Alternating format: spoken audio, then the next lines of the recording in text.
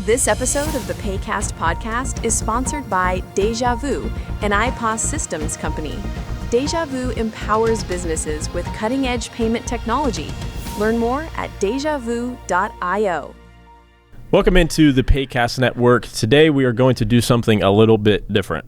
To start, it is just James and I, the best beard in the business. Hello, everyone. You know who he is. And what we're going to do today is essentially a pilot, I guess. Okay. Shout out us for doing this very, very out of order. How many episodes into this are we now? 10? Posted, like 10. Recorded, more. All right. But welcome to the pilot. James and I we've talked about this a couple times, that we just kind of jumped into this with episodes about the educational information we're trying to share. CDP, risk and rewards. Contracts, the round table, all that. But we never really talked about... Why are we here? What's our goal? What's our purpose of the show? Who we are, all of that. And I can see that it could be a little difficult maybe for the audience to associate with us if they don't even know who we are outside of the guys that talk about CDP kind of thing. So that is the goal of this episode. I'll tell a little bit of my story, kind of professional story. James will tell his. We'll talk about the vision for Paycast and where we see it hopefully going from there. Okay. Are you still nervous? James was very nervous before this, so I didn't tell him what we were. I am not nervous. Okay. Let's do it. All right. Well, before we do that, we have your favorite part. If you say trivia. Trivia. My man. I have 3 just general normal merchant services trivia. And then I have 2 James trivia. Oh. Well, they're not about you, but they're pretty much about you. So let's start with an easy one. What does EMV stand for? European MasterCard Visa. Nailed it. Europay. Europay. Yep. Created in 1994. Yes. By a security standard by those 3 companies. Yes. See, that was easy. Yeah. All right. How fast does the average credit card transaction take place? Industry standards, it's just under 3 seconds once you tap or insert. Yeah. How many milliseconds are in a second? Okay. Like what was the answer, though? So industry standards, 300 milliseconds. 3 seconds. I think that's the same, right? It's too early for math. It is too early for math. We'll check with the producer on that one. We will check with the producer. Okay. Here's a good one. When did the idea for the magnetic stripe on the back of the card start? Or where did the idea come from? Came from a person who recognized the need. Probably happened in the 20th century. No, yeah, not bad. I don't know. So, the magnetic stripe was invented in the 1960s by an IBM engineer named Forrest Perry. He was trying to figure out how to attach a piece of magnetic tape to a plastic card for a CIA ID project. Oh. He could not get any adhesives to work. His wife, Dorothy, was ironing clothes nearby, suggested he use the iron to melt the stripe onto the card. It worked, and thus the magnetic stripe was born. Interesting. So an accident. I was not actually familiar with that story. Yeah. All right, now we're on the James-specific trivia. Okay. And when I say James-specific, I mean it's AI trivia. I have 2 AI trivia questions for you. Okay, let's see where this goes. Who coined the term artificial intelligence? Oh. I actually do not know. Computer scientist John McCarthy in 1956. He used it as the title for a summer research project at Dartmouth College, which is now considered the birth event of AI as a field. 1956. The more you know. That's crazy. What was the name of the first AI-controlled robot? This is the name of some... If you made an AI, which I'm surprised you haven't yet, I think you would name it something like this. Plot twist, I have. Oh, perfect. What'd you name it? That's another story for another time. Okay. Well, this one was named Shaky the Robot. Okay. Built in 1966. Not where I thought you were going with that. No. Was the first mobile robot that could reason about its own actions. It could navigate a room, avoid obstacles, and move objects around. Time magazine called it the first electronic person. 1966. 1966, before my time. Way before my time. All right, well, that is the trivia for today's episode. And like I said, this is kind of just going to be a get to know us as the hosts, get to know Paycast, and establish kind of who the characters are and will be in our Paycast universe. So before we get to James and I also want to talk about, we have some people involved that aren't on camera. Mm-hmm. Ian, our wonderful producer who refuses to speak or get on camera, but does, you might have heard a cough. But he does all of our producing. He's fantastic. Mm-hmm. He is very involved. And then Josh, also I wanted to mention, because he's going to be doing he does a lot of our kind of AI social media and social stuff like that, right? Mm-hmm. So Ian and Josh, wonderful producers. Those are our Jamie 1 and 2, as it goes, if you know the Rogan reference. And then you have myself, Chase, and James. James, you want to go first, or you want me to kind of set the stage here on? Yeah. So hello everyone. James Ringstaff again. And best beard in the business. Best beard in the business. I've been in the industry for just under 10 years. So way back during my early college days, I was in the field of, I don't actually know what I want to do with my life. Join the club. And I think so everybody was probably in there. Yeah. So I started working on an associate's degree, originally in broadcasting. I did that for about 2 semesters, and then switched it over to computing information systems. While at school up in Chattanooga, I went to Southern Adventist University up there, and I met my wonderful wife. We had one class together. It was a PE class, and I wanted the easiest PE credit that I could get, so I took walking and jogging. No, you didn't. I did. That was a class? It was a class. I kid you not. Walking and jogging. Walking and jogging, and we never actually jogged. We just walked. Was there anybody who, like, did people fail? Could people not walk and jog well enough to? So, okay. So I met my wonderful wife there. It was a class. We had about 10 of us in the class, and we would just take walks around campus. And like I said, we never actually did any jogging in the class. Wow. And so it was about an hour, 3 times a week. And I spent time talking to Hannah, my wife. Shout out Hannah. Yeah, shout out to Hannah if you're watching this. She better be watching this. I would hope so. That's going to be a problem at home if she's not.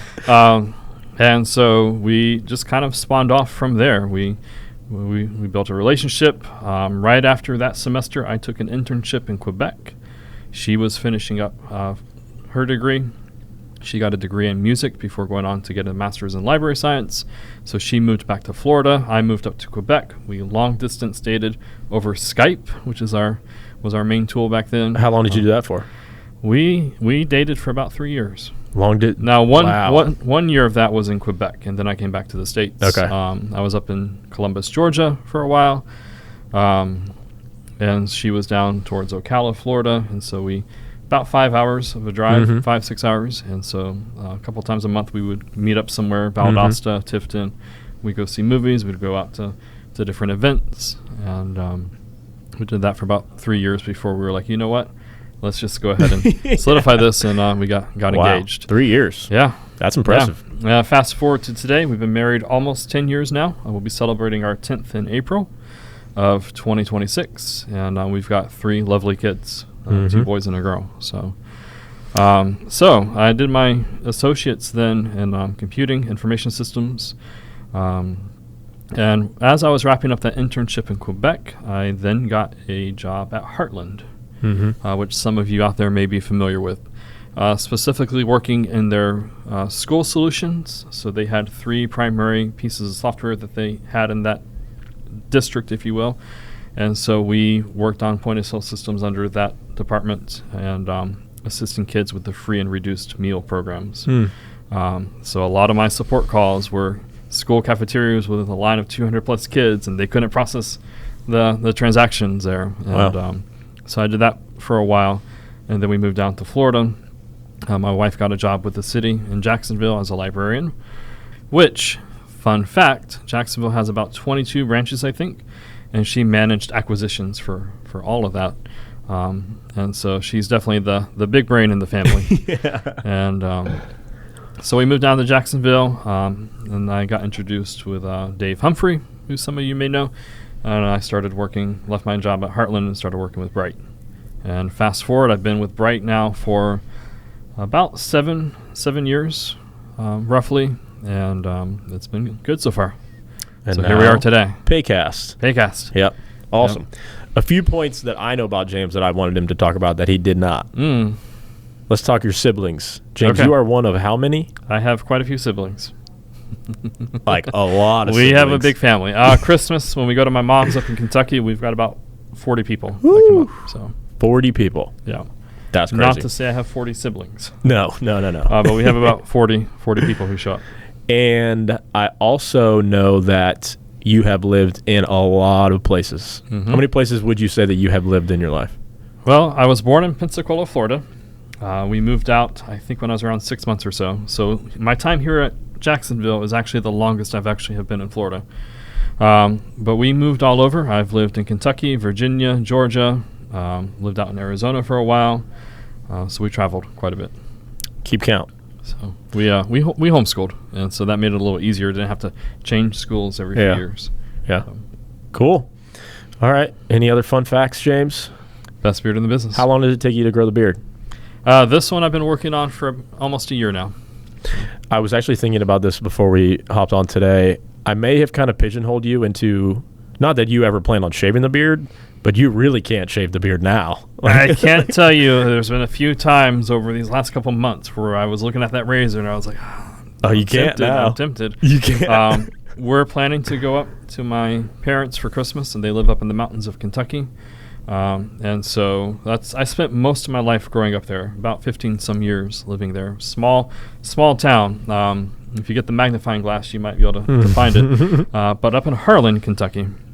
And it's an old coal mining town, right where Kentucky, Virginia, and Tennessee come together. And the mines are still operational to this day.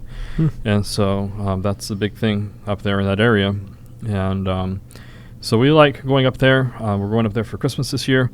And, of course, everyone up there has a beard. And so to fit back in with my hometown, I'm growing this out. But after January 1st, when I get back, I'm kind of tempted to. We'll see how far I take it. What happens when we do an episode and I say best beard in the business, you don't have a beard? I'll get like a fake beard or something. That'd be crazy. And, we might have to cancel the show. Oh. Is that all it is? I'm kidding. No. Okay. All right, cool. You should try it. Grow one out. I'll try it. It doesn't. We'll become the best beards in the business. No. I gotta keep it short. There we go. No shave November. Yeah, I already shaved. I know. Okay. Anything else, James? Any other fun special facts you got? That's pretty much it. All right. Cool. I like spending time with family, going out to the beach. We're pretty simple folk. So. Cool. All right. Well, I guess it's my turn. Actually, one more fun fact. I knew it. It's a miracle. I mentioned I lived 15 plus years in Harlan, Kentucky, and there's a song they used to play on the radio up there, and it's called "You'll Never Leave Harlan Alive," and it's about the coal mining industry. How families, generations, they live in the mines, they work in the mines, and that's all they know.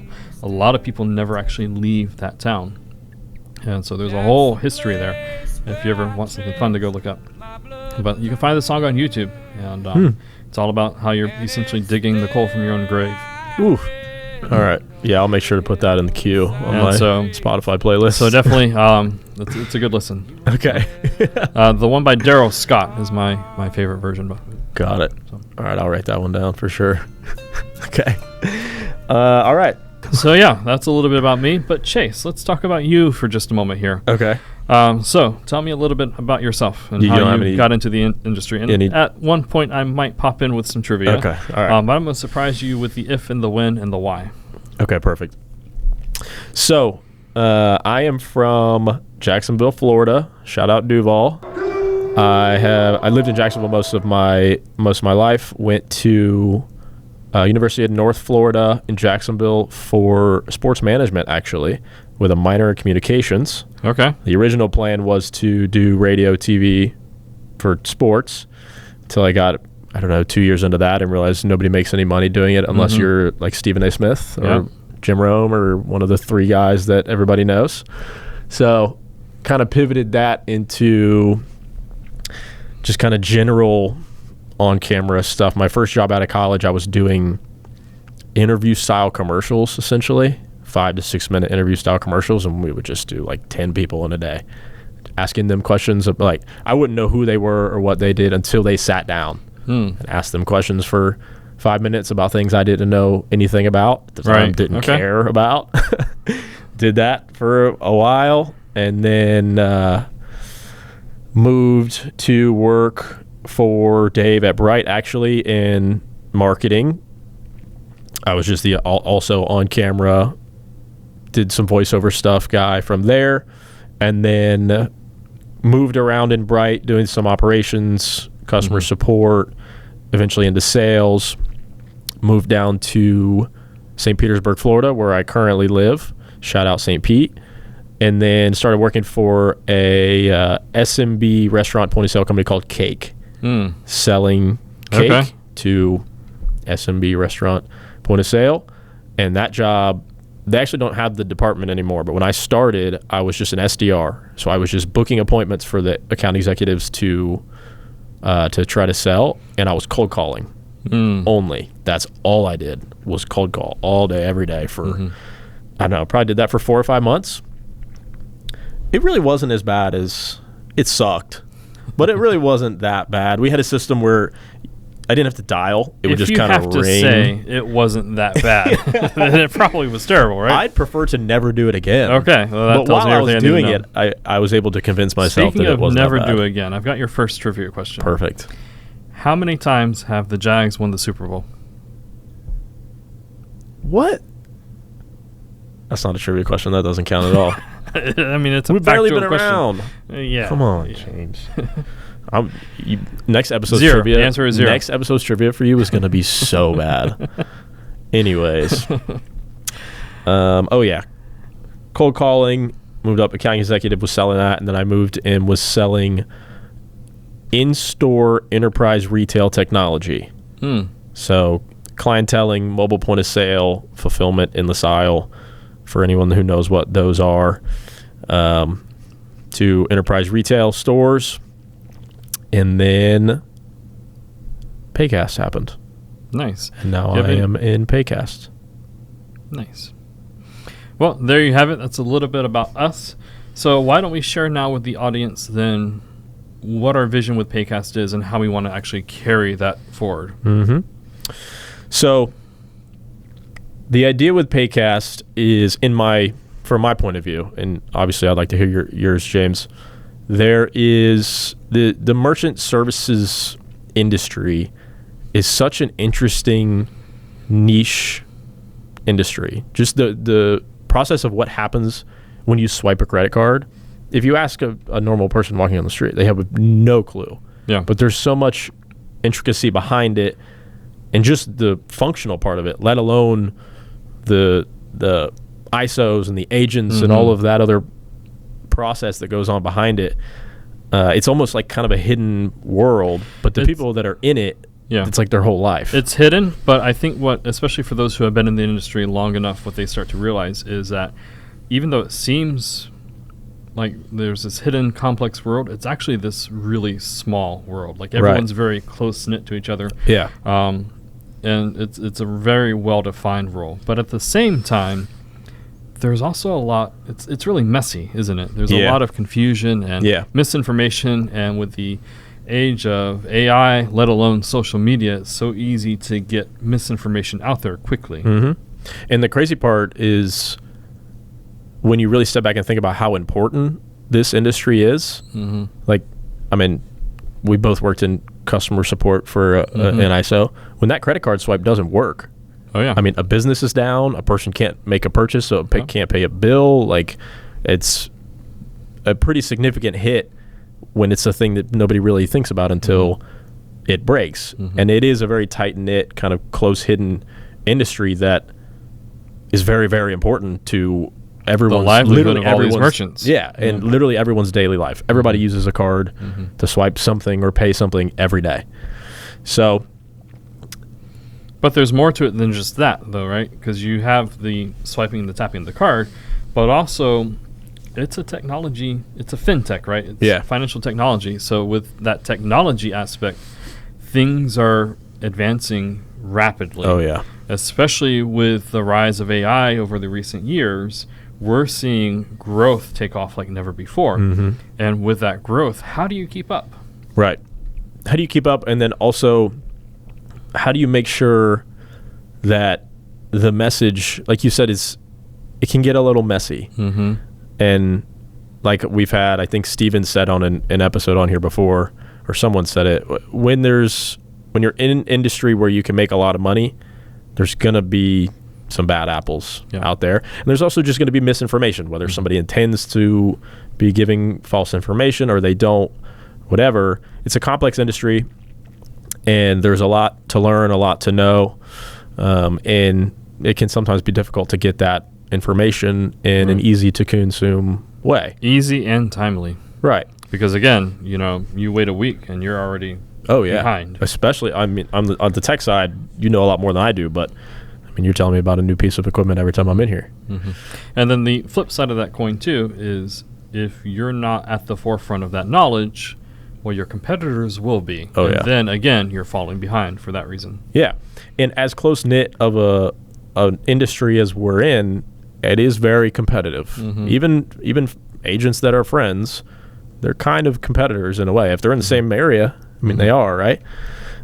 So I think for Paycast, I want it to be an avenue for anyone in our industry, whether it's ISOs, agents, even merchants, to get good, honest information and opinions from people that have been doing it for a long time. That's why we like to have agents on that we know are successful and have been doing it for a while, and make sure that the information that we are providing is useful to people in the industry, and it is delivered to them in a way that is easy to understand, easy to consume, and maybe break up a little bit of that mess that's out there. Kind of ease the barrier of entry, if you will, especially for people who are green, new to the industry. Because it's so easy for them to just kind of to get started and then realize that, okay, while it is a close, tight-knit group, there's also so much information out there. Where do I even begin? Right. And with the opportunity to make as much money as you can in this space, I think it's easy to kind of jump the gun or just get into it and say, where's the money? Yeah. Which, I mean, some people can do that. I'm sure it works. But I think it's good to have a platform where they can find any of that information that they would need to make sure they're on the right track. So, Jace, you want to do a quick shout out then of where they can access this information? Yes, I do want to say that we are on anywhere that you watch or listen to podcasts, Spotify, YouTube, Apple. If you're listening or watching on any of those, if you could like videos, subscribe to them, the spiel that all the YouTubers say. Also, our socials, LinkedIn, Facebook, Instagram. We have Paycast has a page on all of those. Yep. James and I obviously have our personal LinkedIns as well that we put a lot of Paycast stuff on. So find us any of those places. If you want to be a guest, reach out. If you have feedback, reach out. If you have trivia questions that'll stump James, let me know. You can find our email info@paycastnetwork.com. But we really want to make this a community. It's not just James and I having people in and asking them questions about, what is their new software or whatever it is. We want it to be a community. That's why we've already had a few guests on that we've had multiple times, kind of bring them into our ecosystem, make them, characters in our movie we're making here. Exactly. You've heard our story and where we come from, but now we want to hear yours. Yeah. What's your interest? What's your background? What are you finding in the industry as of today?